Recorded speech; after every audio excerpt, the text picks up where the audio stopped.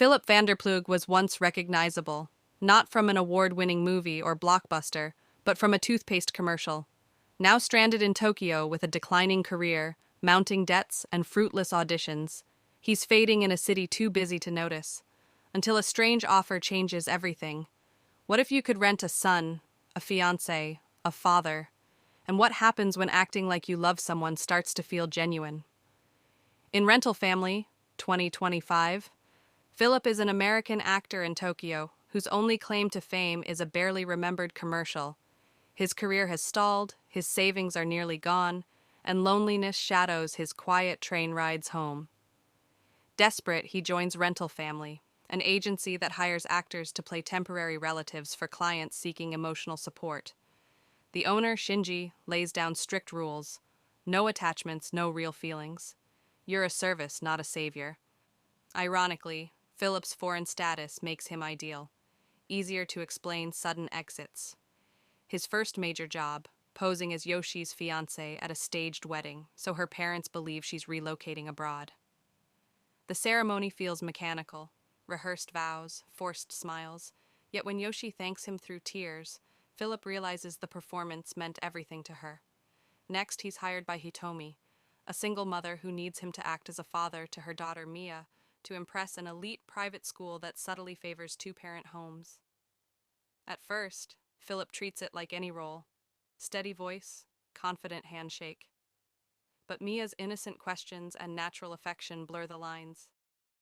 He breaks protocol by giving her his real number. Furious, Hitomi reminds him it's temporary. He must pretend to return to America so Mia can detach. The quiet goodbye is heartbreaking.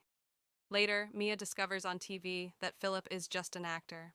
The truth hurts, but understanding slowly follows. Philip then works with Kikuo Hasegawa, a retired actor with fading memory.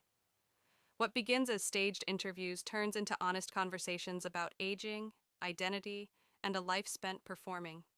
Kikuo speaks of a cherished shrine and a childhood home he longs to see again. Against company rules, Philip takes him there. They share a night in a cabin, where Kikuo uncovers a buried box of old letters from his first love, fragile pieces of the past. Soon after, he collapses. Shinji accuses Philip of violating protocol, and he's arrested. In a dramatic twist, his co-workers stage roles as lawyers and detectives to prove Kikuo chose the trip willingly. Philip is released. Not long after, Kikuo passes peacefully.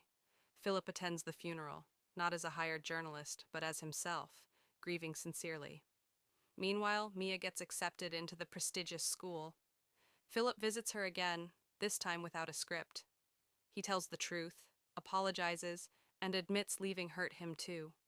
They reconnect, not as father and daughter, but as two people who shared something real.